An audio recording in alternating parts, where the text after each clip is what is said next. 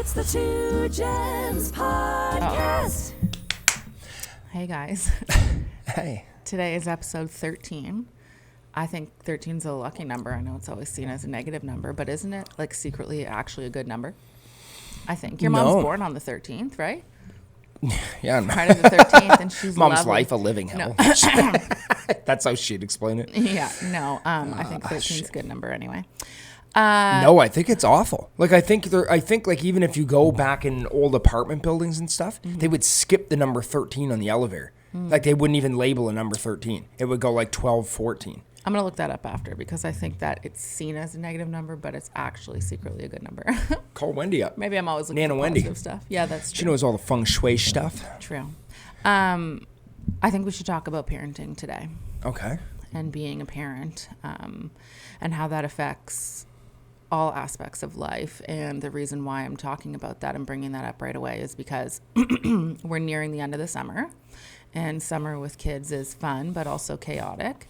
And we just dropped our 3 kids off. We were able to sneak in Theo at daycare. And why are you doing that with your finger? Like, are we not going to do like a little like rundown of like life right now or anything? Or What do like... you mean? No, I just want to start talking. Okay. All right. And Kaya went off to a camp and Sage went off to daycare like normal. But I mean, I'm a little distracted right now because all I can think about is Theodore, who is our middle child. Kaya is 7, Theo is 5, and Sage is 2. And that's where they sit right now with their numbers and their ages. And anyway, so I just dropped Theo off at daycare, and it was really bad. It was really bad. Actually, so bad that I went back into the van after, and I sat there and I cried for like 3 minutes, because it's really yeah. That's why you're off. I knew you were off a bit this morning. Well, so Kai didn't want to go to camp, right? Kai didn't want to go to camp, but Kai still goes to camp, and she says, okay, bye, Mom. And I know that she's having a bit of a hard time, but I know in her head she can navigate that, yeah, it's going to be a little bit hard. She's a little nervous. You know, she hasn't been to camp in a couple of weeks, but that once she gets there, she'll be fine. Like, she can figure that out on her own. Yeah. And Theo, it's just so hard to get inside of his head. And last night, when I was sitting there with Sage, who at this moment is extremely needy and very touchy and needs to be around me 24/7. I find he's been easing up a little bit, but sure. But he's having, like, he's going through his, like, screaming thing and trying to talk, but, like, can't get all of his thoughts out, and he's very frustrated and stuff. And Theo last night, he looked at me when I was in bed with Sage, kind of trying to get him to relax because you were down here working. And he said, I'm crying. Theo looked over at me and he said, I'm crying. And I said, why are you crying? And he looked at me and he was wiping tears out of his eyes. And I said, what's wrong? And he goes, you love Sage more than me. And I said, what? So that's when I was like, Matt, get the hell upstairs and get Sage out of the room, because I really wanted to have like some alone time with Theodore. And obviously as a parent of 3, it's really hard to have that alone designated time to each child, especially when you're just doing everything else in the world as well, trying to live, trying to be a partner, trying to work, all those things. Yeah. So I wanted to have like 5 minutes before I put him to sleep. And anyway, I snuggled him and I always try to steer clear about him being the middle child. And last night I was like, you know what? I think I'm going to talk about it, because I'm always kind of trying to avoid it like purposefully so that he doesn't feel like he's a middle child. But I said to him, is it hard having, you know, your sister that's older and like Sage that's younger needs mommy and you're kind of stuck in the middle? And he said, yeah. And he started to cry. Oh. And anyway, so I knew he was in rough shape last night at bedtime. Like I knew it when I came upstairs and saw him like burying his head, and then you were like, Matt, just get out and take Sage or whatever. I knew something was going on, but yeah. So then today on the way to camp, and it's like the thing about Theo that's so hard. Sorry, I'm very emotional about him today. Oh, man. He'll be all right. No, I know. Well, see, we're going to talk to it, but I mean, Theodore will be okay. I mean, these are the trials and tribulations of a child. No, I know, but that's... I'll let you keep going. Well, but that's one of the pertaining differences between you and I with our parenting as well, is that you always say he'll be all right, and I think about it 24/7, right? Like, as I explained to you the other night, he's on my mind literally 24/7. When he's not with me, he's still in my mind. Here I am right now talking about him, you know? So like for Theo, for example, he was very upset that lunchbox didn't have a dinosaur lunchbox on it, because we switched his lunchbox out last night. And I tried to like not let him peek inside. And I was like, maybe Daddy switched it. I don't know. You'll have to check when you see your lunch today. And then of course we get up, he opens it. It's not in there. And he's like trying to run out the daycare room. Like, I don't want to go. I need this lunchbox specifically. Right. And then he was embarrassed. And then we get up there and there's all these older boys in the back playing, and Theo's just bawling his eyes out. And I'm like, oh my God, poor Theo, you know? Anyway. Who was the teacher today? Rebecca, I think. Cheyenne wasn't in there yet. But I just left him because I'm like, what am I supposed to do? I don't know. Can I sit there for 20 minutes? He's still going to want to come home. And then he's in the back of the van this morning. He's like, I just miss you guys so much when I just miss. Oh, babe. It's fine. Oh, yeah, I know. I just miss you guys so much when I'm not with you or whatever. Anyways, so then of course I have to come home and try and work and try and be on and all that stuff, and it's just really hard being a parent. Yeah, I know it is. Being a parent is all consuming and all encompassing for me, and you know. So what else? I'm kind of backtracking here and going off. You know, I'm just sort of trying to say what I want to say here. But last night when I was trying to tell Theo how much I love him and how much he means to me and this and that, after he had that feeling about Sage, within 20 seconds, he looks at me and he's like, do you think we could go back to Walmart? And we're starting to talk. And now he can't even like take in what I'm saying to him, which is so frustrating for me because I want him to know how much he means to me. And why did he want to go back to Walmart? No, but he's just changing the subject. Like, he can't focus or concentrate for longer than 15 seconds. And then I feel upset for him as well and sorry for him because I know that he has ADD. Like, I know it in my gut. So why is it not being dealt with then? Well, they just won't. They don't look into it in the school system until they're actually like really in it, and pre-primary doesn't count. Did you know pre-primary actually isn't even a part of the school at all? Like, when we were having trouble last year with Theo and I talked to his teachers about it, they said, I'm like, well, can we go talk to the principal, like figure it out? And she's like, we're actually not related to the school at all. I'm like, what do you mean? She's like, we can't go to the principal and stuff like that. Like, it's completely separate. I didn't know that. Well, what's the point of being in the school then? I don't know. Maybe I'm wrong, but anyway, so yeah, like, I think you have to wait until they're a little bit older to get them properly assessed. You need to have all of these things from different people, like his extracurricular activities, from school teachers, from everyone really, to try and like make a package of, you know, the assessment. But I don't know. I just find that so much of my life is my mental load of, I'm going to say motherhood, and me thinking about my kids and our kids and Theo specifically. And it's a heavy load, you know? Yeah. Yeah. Well, I mean, but that heaviness that you feel is because you take a lot of pride in what you do as a mom. You're a good mother.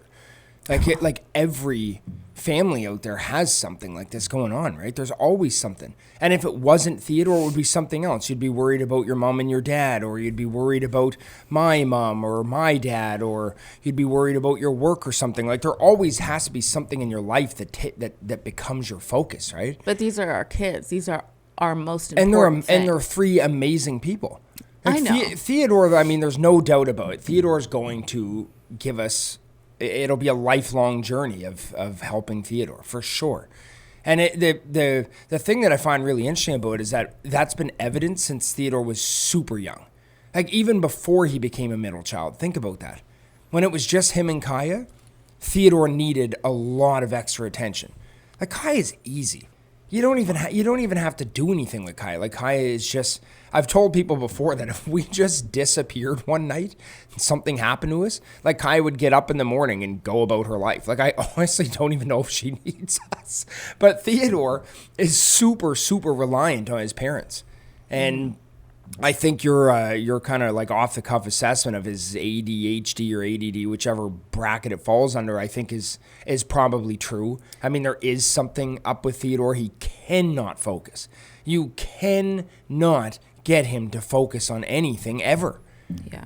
And like, and it's funny, like, Oh, when I took him to that, when I took him to the bowling alley the other day, and I was talking to all the parents there, they were all saying that their kids have iPad problems and video game problems. And they got to the point where one of the dads there was saying that he had to take the PlayStation away from his 5-year-old because it was all he would do. And I was talking to him, and I was like, it's funny with Theodore, like he'll dink around with video games here and there, but he'd much rather be outside and doing like physical activity and stuff. And a part of me wonders if that's not a symptom of him actually not being able to focus. Like, would he sit on iPad all day if he could focus on one thing for more than 1 minute? Well, when he's tired, he definitely sits more on technology and can sit and just kind of be sleepy and whatnot. But not that I want him to. I'm not saying I want him to. I just think it's an interesting observation that he can't sit still almost ever and do one thing. My mom looks at him, and my mother raised me, and my mom looks at him and she goes, he is actually you. Like everything about his temperament and his emotions and the way, everything about how Theodore behaves, my mom pins on me. Like she thinks that he's just my carbon copy. Right. So, and I've always said this, like I think Theodore will have a lot of like complicated thoughts going on inside of his brain. But I do think that when Theodore channels his emotion and his energy and his passion and zest for life that's so enthusiastic, infectious with everybody that's around him, when he takes that same energy and applies it to something in life that he really truly loves to do, he'll excel and reach the stars. I know he will, because it's the same thing that I did. I was in grade 4 drawing dicks in class and doing stupid stuff and throwing paper airplanes and being like literally in trouble every day. And then finally, when I got out of high school and realized what it was that I wanted to do, it wasn't just people kind of pushing it on me. And then I was like, I love art and I want to pursue a career in arts. Look at me now. I channeled all that craziness. You know how annoying I am on a day-to-day basis? Just crazy, Matt. I'm so annoying, and all my energy, and you always say, Jesus, you're so boisterous, just calm down and everything. And then I put that into something and rock it. And it's exactly what Theodore's going to do. Well, yeah. You can hope. You never know. But he's a great kid. I'm not saying he's not. I'm just, like, back to parenting and another example. We had people over, 3 weeks ago, I guess, for Sage's birthday party. Which one? Oh, Sage's, yeah. And,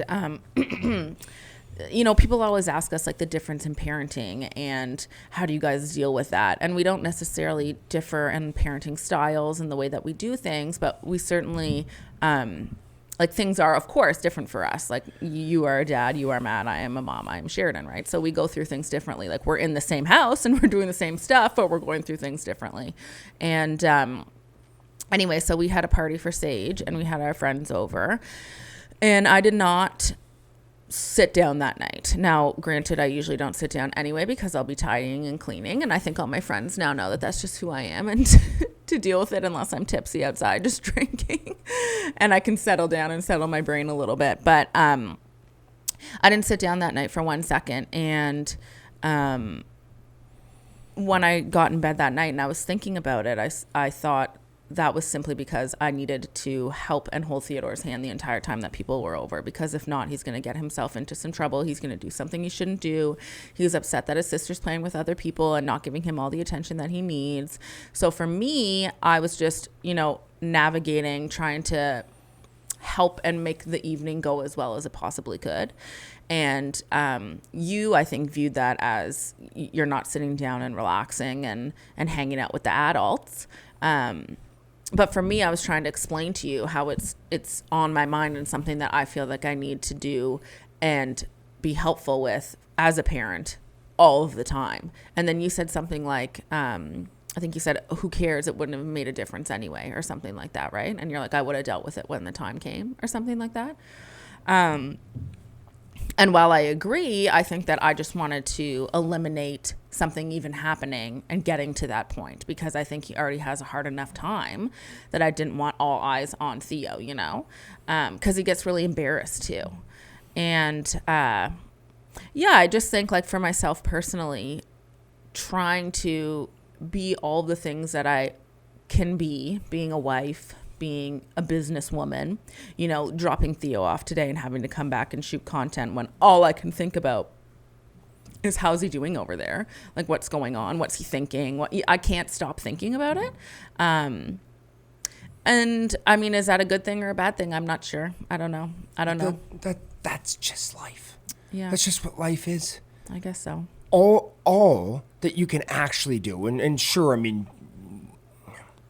there's a plethora of things that you can do for Theodore, but all that at the end of the day that you can really truly provide him is a warm, caring, safe home for him, and guidance and love. And he has all of those things.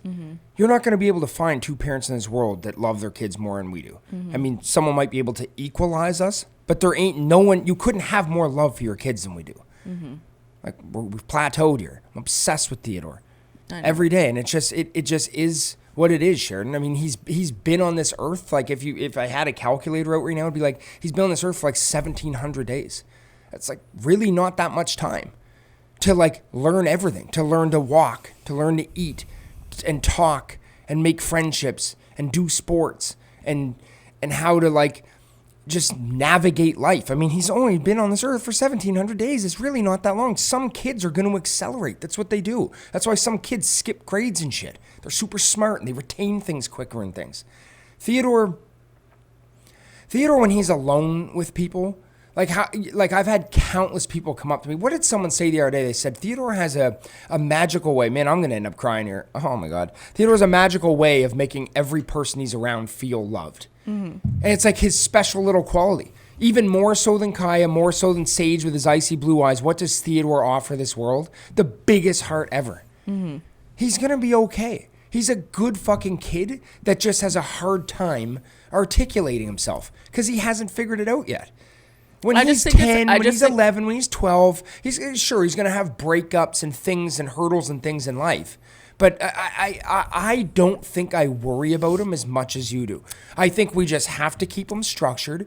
You think about when he's a teenager, I don't want to throw anyone under a bus or him, but I mean, like, when he's a teenager, I will be there for him, and so will you. Like, I'll be that dad that's like, when they're out drinking with their buddies and shit, call my phone. I will come pick you up any time of night, no judgment. I'll get you home safe. I like, we did all this shit when we were kids. We did all these dumbass things. I've been there and done it. I know. And I understand. We're going to be there for our kids. I'm not going to leave them out stranded. I know you won't. I'm just saying that Theodore has, and he's probably going to, the internet's forever. He's probably going to listen to this when he's 20 and be like, wow, you guys really love me. Sitting over here crying. I just wish, you don't compare your kids. I've learned that. You don't compare your kids. Well, you do. No, but you don't, because every child is their own individual, and you hone in on that and you work with that. But yes. I see Kaya and how she can understand the things that I'm saying to her, and she can rationalize and reason with it. And I just see Theo, he has such a hard time with that. And it just, at the end of the day, what I'm really trying to get at with this 20-minute chat or wherever we're at so far is that it literally breaks my heart. That's all. It just breaks my heart that he is having a hard time and that I can't help him except for just be there and do the best that I can, you know? And I'm not a perfect mom either, obviously. I'm still working through it too. So we're just going through it together, and the drop-off was just really hard. And what do I do? Just stand there and watch him cry, like bawl his eyes out? When he's thinking so many things, like I feel his heart and it's like beating a million miles a minute. And you're like, probably biting his nails. And you know, and the therapist said like he has severe separation anxiety. So he's like, I miss you guys so much. He thinks we're not coming back. Like maybe that's what his mind is thinking, and it's just really hard. I don't know. But this is. But then this is life. I know, but then you have to. I'm only playing devil's advocate. If the roles were reversed and I did drop off, I'd be crying on the other side of the table. I'm just here to kind of offer the other side of the. I think when Sage cries and he's 2, you're like, oh, Sagey, and then he figures it out. He just can't vocalize. He can't make it make sense. But like he'll get over it in air quotations, you know, and he'll move on because that's just he's 2, right? But I'm like, Theo's 5. He's 5.5. Like he can say his thoughts. He can do his things. And I guess if I really think about it, I thought that as he got older, it would get easier. Because you're right. I mean, we've always had a little bit of struggles with him and stuff. And I guess I just thought, oh, well, he's just growing up. But I can see that he's growing up and it's not getting any easier for him. So I don't know. And it ebbs and flows, obviously. But babe, you have to focus on the good things too. I do. Theodore sleeps in his bed by himself now. That was a really big hurdle for Theo. Theodore was in our bed until like 4 months ago or something. Yeah. He would come over every night. He came over last night. You know that? I did. Yeah. Anyway, Theodore sleeps through the night 99% of the time now in his own bed. It's a huge step for him. Sheridan, he's gonna be okay. I know. This is just top of mind right now because I just dropped him off. So, like, some people out there, like, no, and I'm just playing devil's advocate right now, but I mean, I you go on Facebook now and you're starting to see, just because of our age demographic and the age demographic that our parents are in right now, you're starting to see a lot of people that have like sick parents, and like I even know people my age, like mid-30s, that like are battling cancer and stuff now. I see them on there. It's like, and that's what they're worried about is like, are they going to live tomorrow? Right. Like trying to battle those things. You know what I mean? Like every single house you see, you walk down our road right now, every single house, somebody has, inside of those walls, someone has a battle that they're fighting every day. I mean, this is what it is. I know. So I think that we should feel pretty fortunate that the battle that we have to deal with right now, of all the things in this world, is just a 5-year-old that's going through some stuff. That's okay. He has all of his fingers and toes. He's mentally, he has his wherewithal. I mean, Theodore has a heart of friggin' gold, and everyone will say that. He's gonna be all right, babe. Yep. It's hard. I know it is. Like I did drop off with Theo 2 weeks ago. I was the one dropping him off at camp, and it was brutal. And you could see it. Like I started, like a while ago, I started reading these body language, or watching these body language videos on YouTube. You know how the algorithm just serves you up random shit? And it was like some like CIA agent guy that was like a pro at body language reading. Right. And so sometimes I almost subconsciously think about it, even on this show, sometimes I'll be like over here like frigging with my hands. I'm like, what does that mean? You're bored. But what did you say? You're bored. Anyway, there was, when I dropped Theodore off, I sent that photo to you. And if you look at the photo, he was going like this, and he was holding his arms like this while bawling his eyes out. And I guess like when he was giving himself a hug, that's what it was. When he was going like this, he was hugging himself and comforting himself while his dad stood 10 feet away taking a photo of him. It was brutal. It was awful. And then I sat in my truck and I cried, and it was awful. I looked at that photo and it was like, instead of like hugging him, I was taking a photo to send you while this kid hugged himself. I was like, this is awful. But you know, those are small little moral victories for Theo, though. He consoles himself and gets through it, and he goes up into that room and he wipes the tears from his eyes and he gets on with his day. Like, that's life. This world isn't, you know, as much as we like to sit here and act like this world is some big happy fairy tale place, it's not. It's like a ruthless goddamn place where bad things happen to people on a daily basis, and you have to grow thick skin and learn how to navigate this crazy world on your own. And this is those little, like with Theodore, it's just very obvious. Like with Kaya can internalize things, and she figures it out on her own. Theodore is very, his emotions come through those big ass eyes of his, because he's got your eyeballs and everything comes through his eyes. You can read him like a book. And poor little Theo, when he's hurt and stuff, those big eyes swell right up and stuff. And it's, you know, it's just him figuring out life. He's going to be okay. So are you the parent that you thought you'd be? You know, I think I had a lot of odds stacked against me in life, in a lot of different facets. I was probably a lot like Theodore. I remember every teacher that I ever had in school loved me to death. They loved me. I sat in on parent-teacher meetings and stuff, and they were just like, Matthew, he's an incredible guy, but he's always in shit. And I was always doing stupid things. And, you know, in a lot of ways, I had a broken household. Like, I came from a broken household that my parents did everything that they could within their power to give me everything that they could in this world.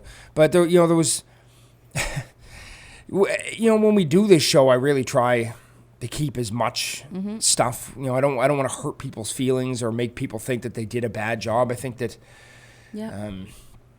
Like I said an episode or two ago when I was talking about like everybody is a product of their own environment. So like if your parents in some regard aren't treating you the way that you feel like you should be treated, then that's probably because they weren't treated how they thought they should be treated. And I think that if you looked at my classroom in high school, I don't think you probably would have looked at me as somebody that was like going to excel in life. And like, what does that even mean? I don't know. Everyone's on their own journey, but I feel like, did I fulfill my path in this world and do the best that I could do every day? I really feel like I did. As a parent.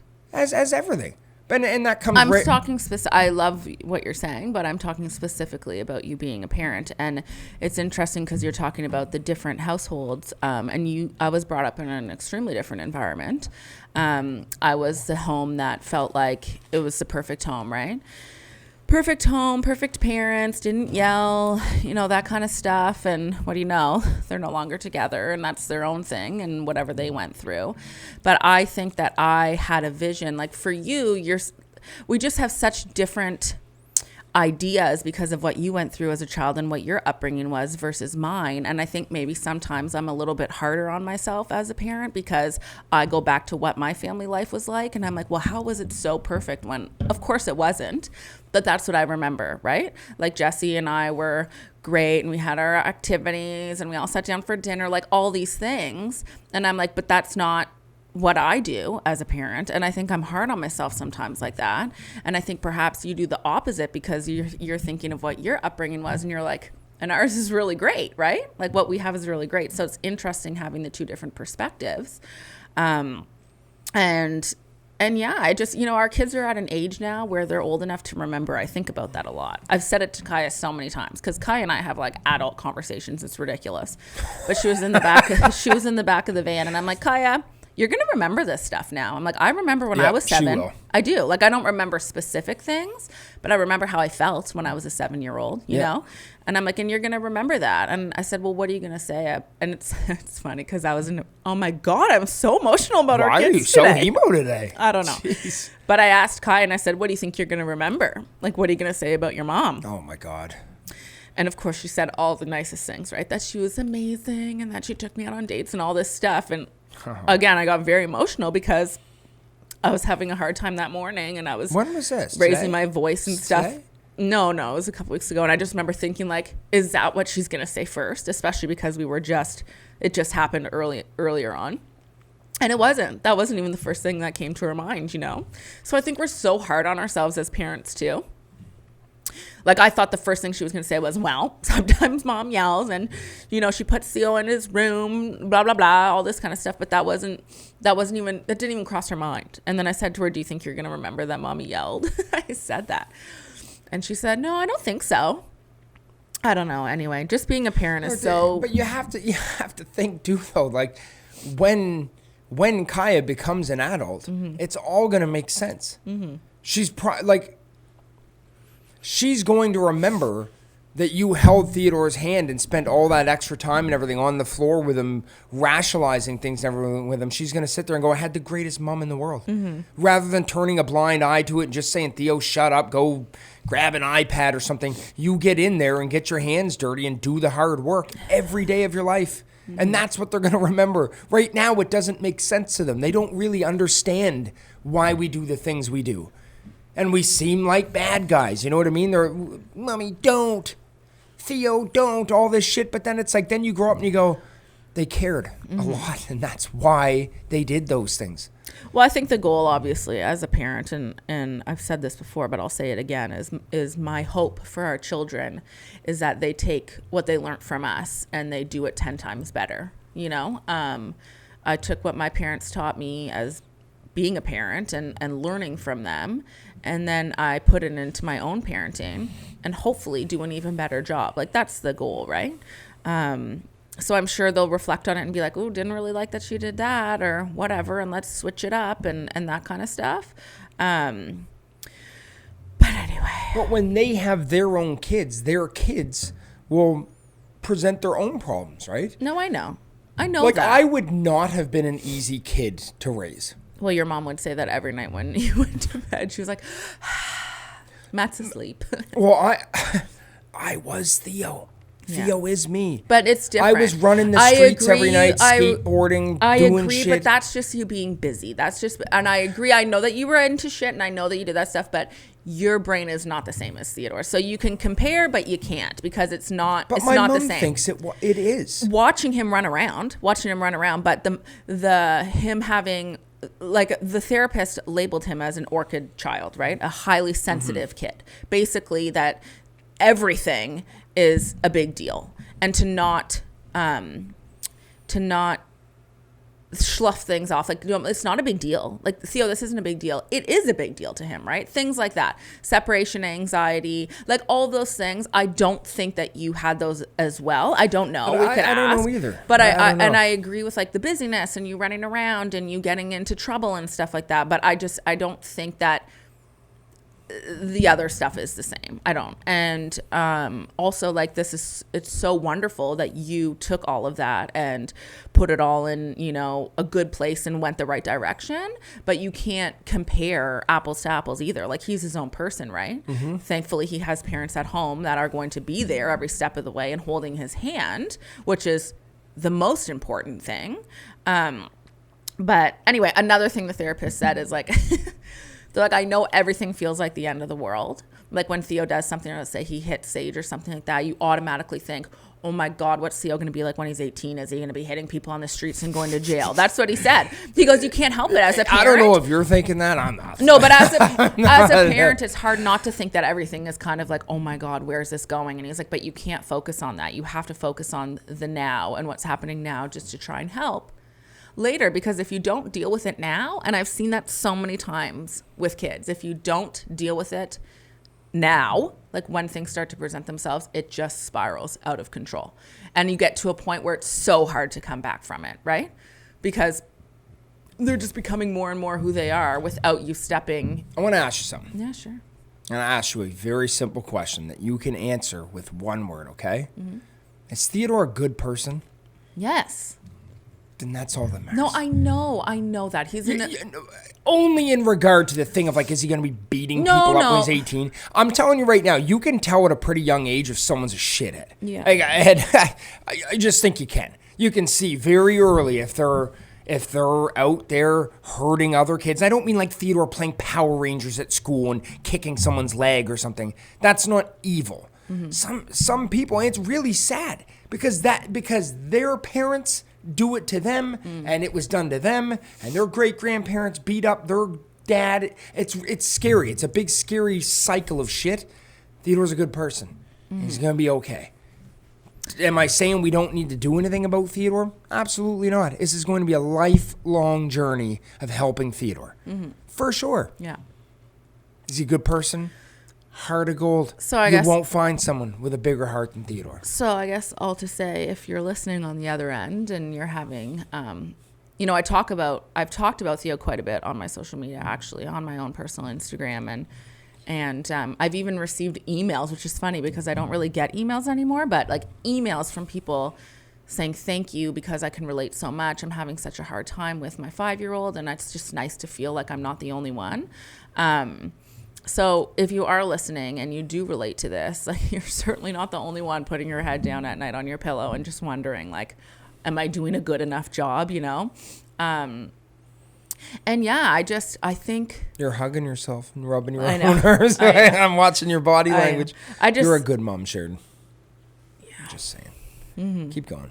I just wanted to let you know that you're an amazing mother, Sheridan. No, I don't think we need to spend any more time on it because honestly, I could talk about this for the rest of time. Well, no, I mean, keep chatting about it. It's interesting. People are here to hear things like this. Everybody is going through something with their children, Sheridan. Well, everybody. Well, I know. And then, of course, you could dive into the fact that then we have Kaya. And as he said, she can do everything on her own. Like, it's almost to the point where it's ridiculous. But at the same time, I think sometimes those children, and it happens all the time in a classroom too. It happens all the time in a classroom. You'll have the kids that excel, that can do the work by themselves. So the teachers just say, okay, well, you can do that. And then you have the children that are more difficult and you have to spend more time with them. And so then the children that are doing all the right things don't always get the attention that they deserve, right? Because they're, quote, air quotation, easier. So that's Kaya too. So many times, you know, she's just. Can I tell you a little 10-second story? Sure. So last night, I cried. I did too. When you told me to come upstairs and grab Sage, I mean, anyone listening right now, it's not that often that I work late like that. I'm more of an early bird kind of a guy. I'm usually working at like 4 or 5 in the morning, but last night I opted to work kind of late. And I was kind of hoping you were going to be like Wonder Woman and put all the kids down while I was down here tinkering with my work. But then you messaged me and you're like, Matt, come up and get Sage. I was like, okay, something's up. Mm-hmm. So I came up there, grabbed Sage, got him down. He was actually really cute in bed last night. It was funny. Classic pickles. Anyway, and then when I got up there, you and Theo were like in a hard snuggle. I was like, okay, something happened here. So anyway, when I was putting Sage down, Kai was in the hallway. And she was in there eating her sliced apples and on her iPad and stuff, just vegging out in the hallway there on the lounge chair thing. And it didn't take me that long to get Sage down, probably 15, 20 minutes, something like that. And when I came out into the hallway, Kai wasn't there anymore. Mm-hmm. Did she put herself to sleep? No. So the fact that I'm crying about her so maybe I putting was herself all to excited sleep. to go scratch her back and chat with her because I still had some life left in me last night. I wasn't overly tired. Mm-hmm. Where normally bedtime rolls around, I'm like, man, I just want to go to bed. But last night I still had some energy left, so I was just going to go lay with Kai and talk to her about life and scratch her back and stuff. Kai loves when I give her like little nail scratches on her back and shit. And I went into the other room and she was sound asleep by herself, tucked in, and she was like snuggling her stuffy really tight. And I'm assuming because she was sad that none of us put her to sleep last night. Well, actually, you don't need to be sad about that because her new thing is trying to put herself to sleep. So you should be sad / proud. I was going somewhere with this though, and where I was going is that oh my God, the crying episode. I was just standing in the hallway, and I went over and just kind of pulled her blankets up and shit, and just thinking like, oh man. Ball my eyes over here. But like, it's your fault. You got me all emo here. But no, I mean, you spend so much time like just worrying about your kids and all this shit, and then all of a sudden they're not kids anymore. Like I'm looking at Kai, like she put herself to bed last night, didn't even say goodnight, just went in there, and I'm just like, which is kind of like back to the Theo thing. It's like how much of your life are you gonna spend right now while he is like in his prime? Like the kid's the man. He's game for anything. You could say, Theo, you want to go skydiving? Theo, you want to go do backflips on the trampoline? Theo, you want to go swim all night? Like he's literally, yeah, let's do it. Yeah. And we're going to sit here and spend our time just worrying about him and trying to, no, I'm just talking. Just like trying to like constrain him to keep him on this great path in life, when at the end of the day he is going to do just completely fine, and we're going to blink and he's going to be 16 years old and be a good kid and have a girlfriend and be a great man to her and everything. He's going to be fine.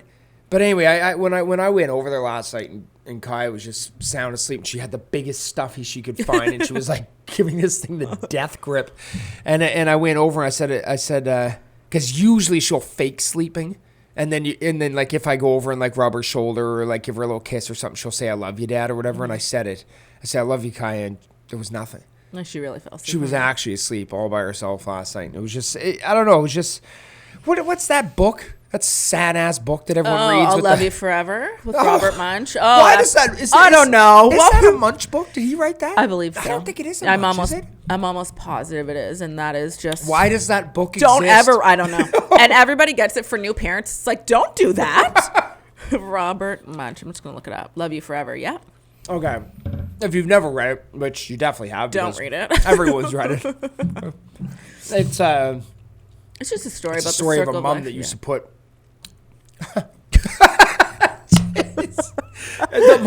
Why are we setting ourselves up like this today, hon? No. I'm over here like, okay, keep her together, Matt. But the mom putting her son together, putting her son to bed every night. Doesn't need her anymore. Don't even Next tell you know, the he's storyline. putting her to sleep. Don't even say the storyline. Oh my God, buddy! But that's just it. I know. We have 3 good kids, and like, don't spend too much of your life, Sheridan, Well, it's very worrying about it. I know, and I know. Live in the moment. I know we're just We have having a beautiful conversation right now, and I know. Please don't look at me. Wow, you look like you stuck your finger in a socket. Oh, I don't want to talk about it. I didn't even get myself ready. You're an absolute mess over here. You got friggin' shit running down your face. Okay. Whew. Well, I was gonna do my porn rebuttal here on this episode. It's not probably it. not appropriate. it's not the right time. We can. Well, So can you even get off a topic like that, or should we just commit the whole thing to kids? What are we gonna talk about?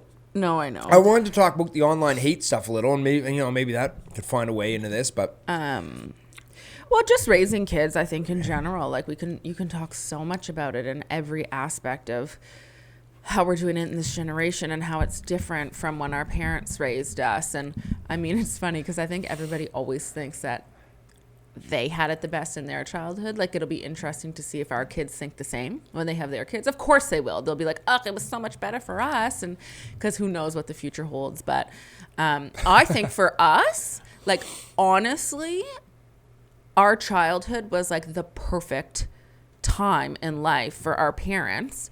Just the easiness of it, like how, I don't know, call me crazy, but I'm like, you'd shove your kids outside and it'd feel safe. Not to say that it necessarily was, but it sure felt that way because social media wasn't inundating you everywhere, telling you what the fuck was going on every second of the day and all the shitty stuff. So you'd be like, yeah, go ahead, go bike over to so-and-so's house. I'm not worried about it. it was the 90s. Yeah. It was being a kid in the 90s. You'd literally be, goodbye, see you at the end of the, like, Matt lived down in Hubbard, so he definitely lived more out in, like, in rural versus area. right versus Ottawa, where I was more in a but my childhood my childhood memories of being a kid were all in Ottawa.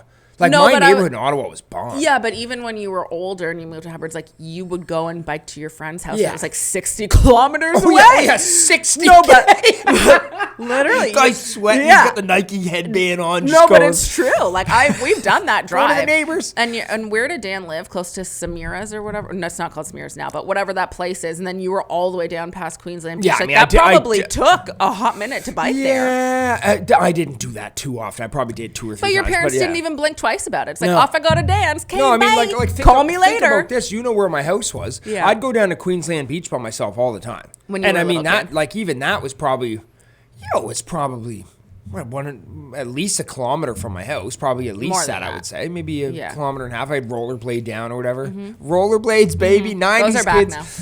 now. Are they? Anyway, yeah, I mean, my parents were like, I don't know at what point in time I'll let Kai and Theo go down to that beach by themselves. I don't know. It's tough to say. I don't know. Swimming like, I'm not a makes me helicopter parent, but I'm... Well, swimming makes me swimming's my one thing, and you've seen that, and you've seen it over and over again. And my mom has told me that there's been a couple of incidents when I was a baby and a kid where I nearly drowned. So I think that my brain probably panics every time. We're certainly better now because our kids are getting better and better at swimming, which is great. Theo, yeah. Which is great. Swimming's so important, in my opinion, especially in the East Coast when there's ocean and pools everywhere. Like, it's such a life skill that you should have, in my opinion. But yeah, the beach makes me a little bit nervous for when they're older because it's like, hey, you can head down to the beach. But like, just the idea of the swimming without my supervision. It's so shallow. No, I know. But for me, it's just the distance. Like, it's Yeah. not even so much the water itself. I mean, it's a very shallow beach there. I mean, they'll be fine, but it's just going down the road and being safe and everything. All those little stupid things you have I'm to sure teach we'll your know. kids. I'm sure we'll know when the timing's right. Like, I have friends that have older kids, and she'll drop her daughter off at the mall now with 4 kids or whatever, and they wander around and do their thing, and she feels comfortable doing that. So I think just as they get older, you're kind of feel it out and see what's comfortable.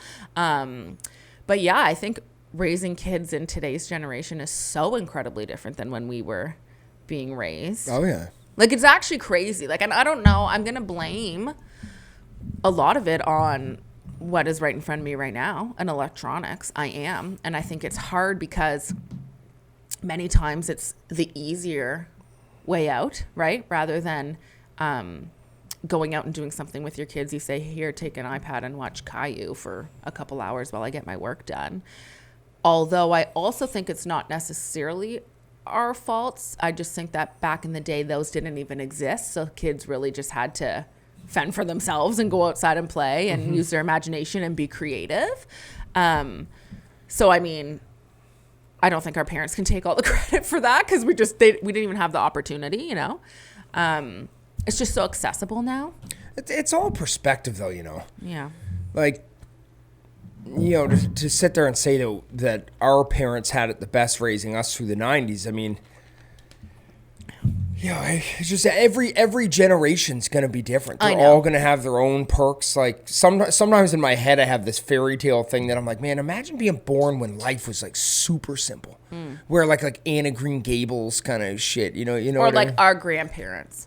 When you'd go up and you'd work for 5 cents a day, come back, the milkman dropped off the milk, like newspaper, stuff like that. Yeah, just that kind of thing. But then, and it's like, oh, that sounds great. But then you have to remember, like, our ancestors were, like, coming across on boats and stuff. Yeah, right. And, like, if you had a family of 10, which wouldn't even be that weird, 3 of them are definitely going to die on this boat ride right now. Yeah. You know what I mean? So it sounds all cool and sword fights and all that medieval shit and everybody. It's like, man, people were dying on boats and stuff. And like, and then now the generation that we have now, I mean, it's going to come with its own cachet of weird shit to deal with. Like our kids are going to like grow up with like sex robots and stuff. 100%. Yeah. Like in China right now, they have these things. So Elon Musk at the end, like literally any day right now, it's August 23rd. By the end of August, he's revealing robots.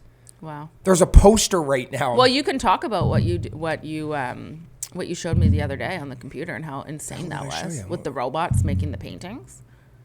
Oh yeah. Here, I'll bring that up in a sec. So yeah, like it's a perfect segue to it. I mean, artificial intelligence, like our children. So Elon Musk, by the end of the month, I forget which day it is, August 25th or something like that, whatever day it is. The poster came out the other day, and it's 2 robot hands going like this and making a heart. It's like a white poster. It's just the hands come in and make a heart, and it's like Terminator hands. And you're gonna look. They're people looking robots that are gonna walk out on stage by the end of the month, and they're gonna do your shit. Like, You'll own a robot. We will in our lifetime for sure. I bet you 15 years tops they'll be mainstream. Well, You'll have a robot in the house. We have them with Alexa in our house, setting timers. No, I'm talking you won't ever have to do anything again. But I'm just saying this is kind of like it's already sort of happening without you even realizing, right? Yeah, I think that's the thing about it is it's like for you to say that it sounds kind of scary, like what? But it's all kind of like done slow enough that people don't panic. You know what I mean? Like if you think back on like when we were kids, you ever thought we'd have an iPhone in our hands? Like if you would have told my grandma, like, hey, grandma, you're going to be able to FaceTime me and the kids, she'd be like, absolutely not. Are you on drugs?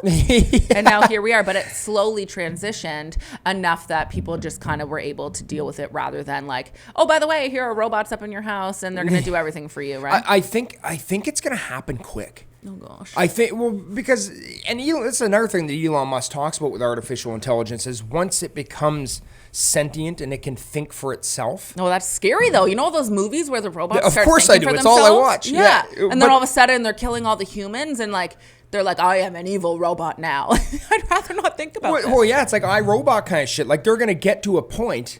And in a lot of regards, it's going to be great because they'll probably be able to solve climate change. Like if you had a robot thinking about climate change, it could.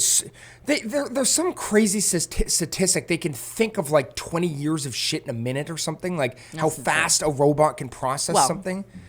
Yeah, exactly, right? Like a computer, how quick it can render videos and stuff. So like when we put this artificial intelligence on a task, it's going to solve problems for us almost instantaneously. How do we get carbon out of the atmosphere? Boom. Answer right there. It's going to start doing it. It's going to be like, here's how we engineer this thing, and this is how it's going to work, and what are we going to do with the carbon? We're going to ram it in these things. It's going to solve all these problems for us, right? So where am I going with this? I was basically saying like every kid is going to grow up in a different world, and like our children are literally like they may never drive a car. By the time they're 16, they'll probably just go out and go bring me to Betty's house. Betty? Yeah. It's just the 70s. Anyway, they're, I mean, the cars are going to drive themselves. Everything's going to be automated for them. It's going to be very weird. So, yeah, the art thing that happened the other day. So I signed up to this thing called Dolly, DALLE. And what Dolly is it's a artificial intelligence art creator thing. And so basically you can sign up to this site, takes a couple weeks to get into it. And I thought it'd be really cool because like for me, a big part of my life is staying on top of pop culture and design trends and color palettes and stuff. Like, it's just because I'm a designer. It helps me being on top of trends and shit. Mm-hmm. So I had heard word about this AI called Dolly and how, you know, if humans don't embrace this thing, if designers don't embrace this thing, we're going to be obsolete soon. Like, this thing can do your work for you. So I was like, okay, I mean, how cool could this possibly be? Mm-hmm. So you can go into Dolly and basically give it a bunch of keywords. So I'll say oil painting, dog, eating hamburger, on a sunny day, under an umbrella, on a pink towel. And it will literally create in about 10 seconds an oil painting of a dog on a purple towel eating a hamburger on a sunny day. And not even just one. It gives you like options. It gives you 4 options to choose from, and it's unbelievable. Like, it doesn't look shitty. It's unbelievable. And the thing that people always said about AI is that it wasn't artistic because everything was done mathematically perfect, that a robot can't make human error. And human error is what makes life beautiful. I mean, if we all just walked around and everything was perfect all the time, it would suck. Mm-hmm. Like, your fumbles and hurdles and shit in life are what make life fun. Mm-hmm. If everything was easy and perfect, it wouldn't be good. Mm-hmm. So when you look at these oil paintings and charcoal drawings and stuff that this computer's spitting out, there's errors in it. It's not perfect. And that's what's perfect about it. Yeah, very the cool. imperfections are what make it perfect. So I'm sitting here and I'm like, okay, I can either curl up in the corner and cry right now about the fact that if I was commissioned to do an album cover right now, like I used to paint a lot, why would I? Mm-hmm. Why wouldn't I literally just get a robot to do it and I could finesse it and pre-press it and use it to your advantage. I couldn't even do it as good as the robot will. Mm-hmm. So I think as designers and trying to tie it back to our kids a little bit, like, you have to embrace technology because, so like for me, what I'm going to do is basically I'm going to have to continue selling strategy and basically start harnessing the power of AI to help me in my job. Mm-hmm. And our kids, like, to the iPad thing a little bit and how you're saying, like, shoving the kids in the corner with an iPad and stuff. You better get them used to technology because it's going to be everything in their life. If they don't know how to work with robots and know how to use Siri to their full advantage and all this shit, they're going to get left in the dust. No, I know this that. is the world. That's what's tough, right? Because the party wants to hold on to the other stuff, and then you're like, oh my gosh, but at the same time, you obviously do have to keep up with what's going on. It's balance. It's a balancing act, isn't it? Mm-hmm. Mm-hmm. I'm eating peanuts. Life's good. I was actually saving those for myself. Oh, really? Take them away. This is classic Matt. If I leave something in the pantry and it is not consumed within, I'm honestly not even exaggerating, 24 hours, it is gone. Did you hide a mini egg chocolate bar in the cupboard? No, you can't find it. You obviously ate it without even remembering. No, I was wondering if you brought it home and hid it, because the other day I was like, oh, there's no one home and I needed a snack. And I was in there and like, I almost like pulled a kid move. I was like up on the thing looking around. And I saw a whole mini egg chocolate bar in the back of the cupboard laying down flat. And I was like, how long has that been there? Anyway, I opened it up, rammed the whole thing in my mouth. Okay, couple dirty little secrets. Ooh. Just a couple. Okay. And I read this one and I'm like, this is funny. Well, it's funny because this is something you desire so bad. Hubby and I had sex outside last night. Ooh. Fire emoji. So obviously they liked it. Matt is always trying to get us to be promiscuous outdoors. What is with your fantasy about the outdoors? Like, you like sneaking around. You like that idea. No, I just like, oh my God, all we ever do is just lay in the bed and do it.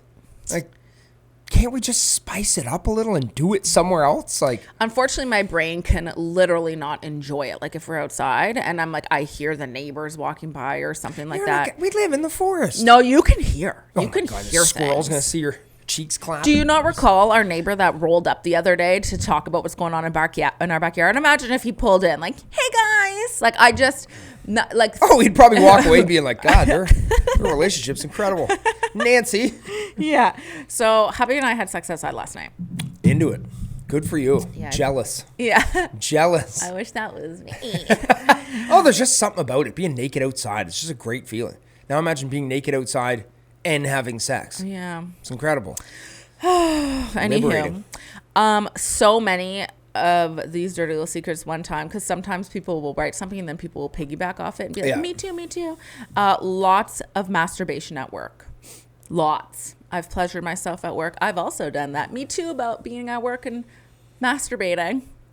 Where does that happen? In the bathroom stall? Yeah. Maybe they have an office with a closed door. Are women right in that? They must be. They must be. I'm sure there's a couple men maybe, but like, oh yeah, women are.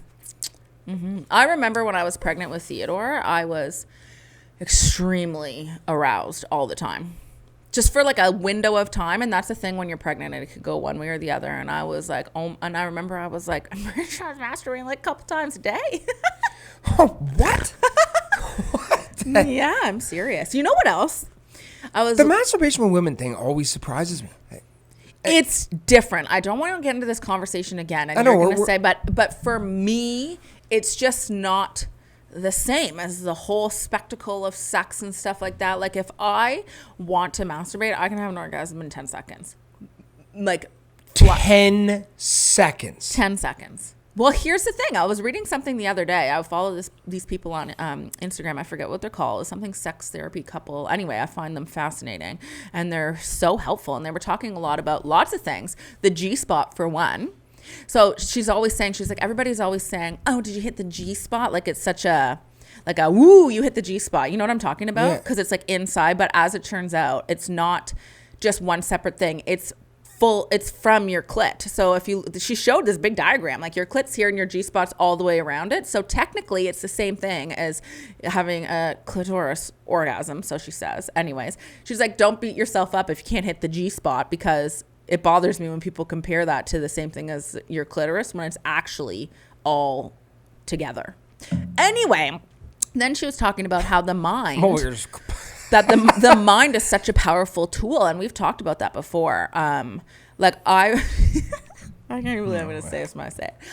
When I went through my weed smoking stage, because I used to smoke weed in university, you know that, right?